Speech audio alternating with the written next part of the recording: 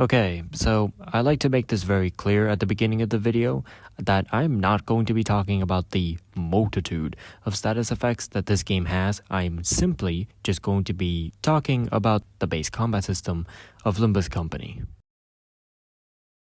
The best way that I can think of to describe the layers of RNG that Limbus Company's combat has, I'm just gonna simply do a play-by-play.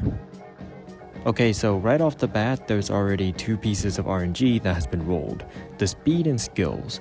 Speed is pretty simple. Every character has a speed range, and if that speed range is say 4 to 7, then at the beginning of every turn, they will roll a number between 4 to 7. And a thing to keep in mind, basically almost everything that I say the character has, the enemy probably also has them as well. Next piece of RNG, the skill deck. Okay, so this is kinda hard for me to explain, so I'll spare you as many details as I possibly can and just give you the bare basics. So every character has 3 skill 1s, 2 skill 2s, and 1 skill 3 placed in a vertical order, with a defensive skill that can be accessed by pressing on the character icon. At the beginning of the fight, it is completely random whether or not a specific character will get either a skill 3, some skill 2s, or skill 1s. Okay, so you see these words that are under the attack skills when you are selecting them? Those words are the game's rough estimation as to how likely it is for your character to beat the enemy's skills. And I'm gonna describe them one by one, starting from the bottom to the top. A hopeless clash is a hopeless clash. Don't take these clashes.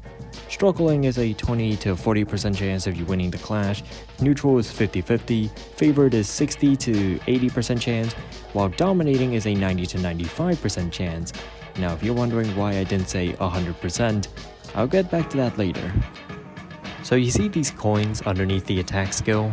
Those coins are usually representative of how many attacks there are in a skill. And those coins aren't just there for show, because it is a complete 50% chance of whether or not it lands on heads or tails. You can change those odds to be more in your favor by increasing your character's sanity, aka SP. Now, what is SP?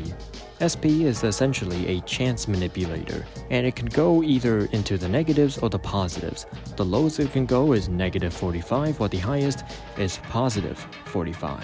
Your main goal with Limbus's combat is to get the characters to +45 SP as fast as you can, with some exceptions, but I'm not going to talk about that here. So how do you get SP?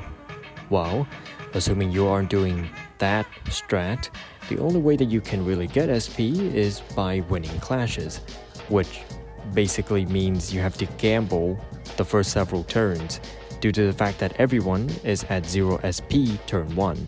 Meaning you have to essentially make a bunch of 50-50 bets, assuming both you and the enemy are on even grounds power-wise.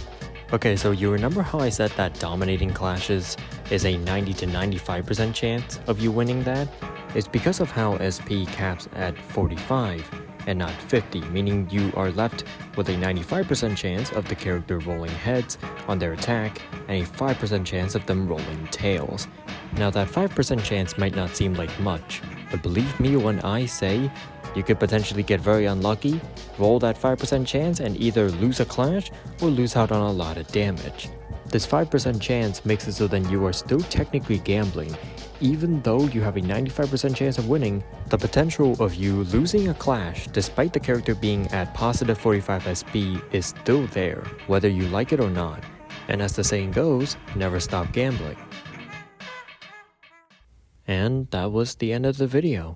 Was there any big conclusion or big takeaway for this small 2-part series on my channel? No.